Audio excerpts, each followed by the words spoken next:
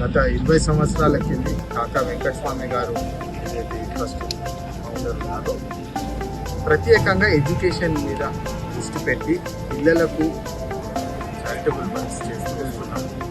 గతంలో ఈ పాఠశాలకి వివేక్ గారు నాపై బెంచ్ల పంపిణీ కూడా చేయడం జరిగింది. మరి ఈరోజు నాకు అవకాశం దక్కింది ఈ బెంచీలు పాఠశాలకి పంపిణీ చేసే కార్యక్రమంలో పాల్గొనడానికి.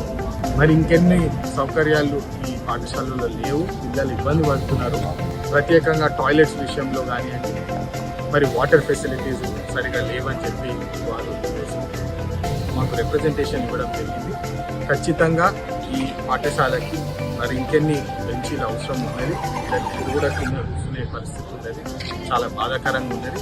ఖచ్చితంగా దీని మీద మేము చారిటబుల్ ట్రస్ట్ ద్వారా బెంచీలు పంపిణీ చేస్తాము, మరి వాటర్ ఫెసిలిటీస్ టాయిలెట్స్ మీద కూడా పనిచేస్తాము.